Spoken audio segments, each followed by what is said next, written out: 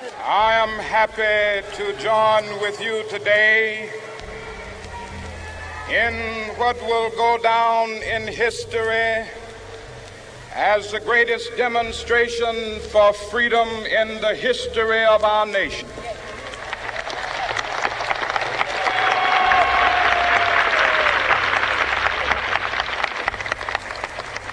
Five score years ago,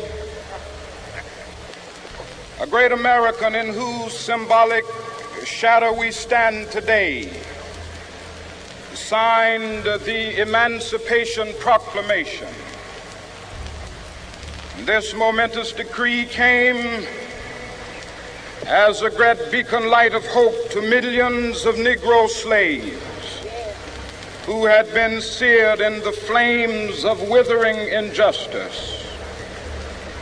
It came as a joyous daybreak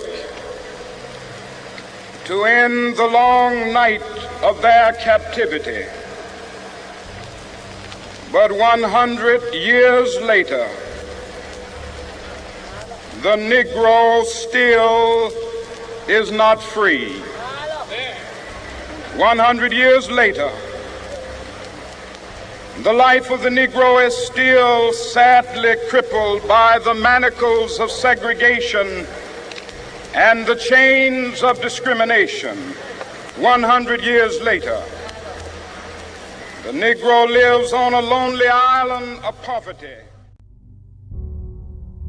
I have a dream that one day this nation will rise up and live out the true meaning of its creed. We hold these truths to be self-evident, that all men are created equal.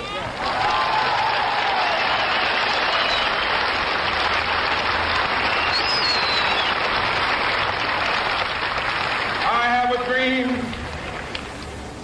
that one day on the red hills of Georgia, sons of former slaves and the sons of former slave owners will they be able to sit down together at the table of brotherhood. I have a dream that one day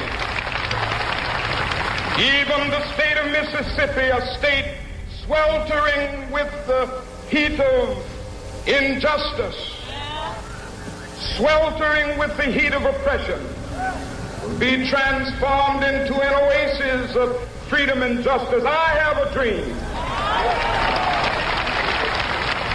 My four little children will one day live in a nation where they will not be judged by the color of their skin, but by the content of their character. I have a dream today.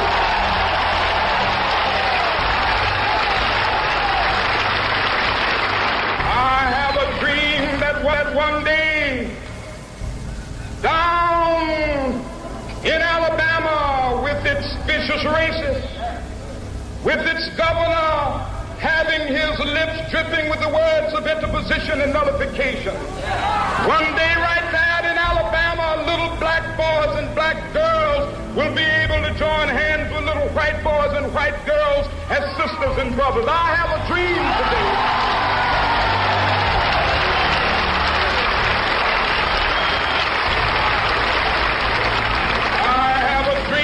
One day every valley shall be exalted, and every hill and mountain shall be made low. The rough places will be made plain, and the crooked places will be made straight, and the glory of the Lord shall be revealed, and all flesh shall see it together.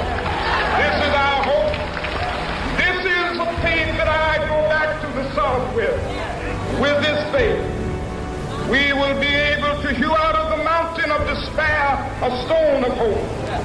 With this faith, we will be able to transform the jangling discords of our nation into a beautiful symphony of brotherhood. With this faith, we will be able to work together, to pray together, to struggle together, to go to jail together, to stand up for freedom together, knowing that we will be free one day.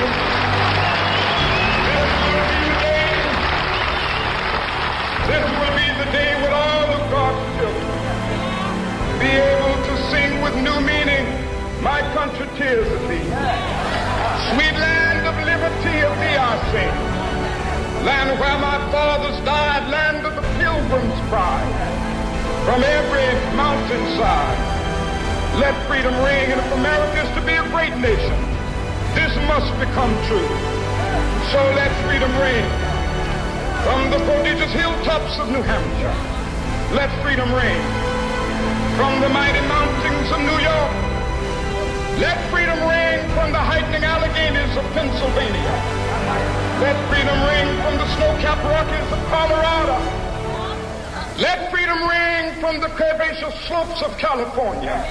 But not only that, let freedom ring from Stone Mountain of Georgia.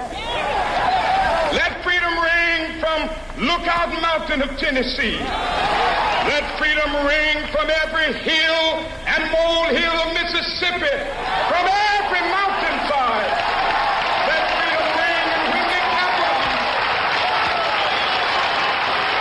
when we allow freedom ring, when we let it ring from every village and every hamlet, from every state and every city, we will be able to speed up that day when all of God's children, black men and white men, Jews and Gentiles, Protestants and Catholics, will be able to join hands and sing in the words of the old Negro spiritual, free at last, thank God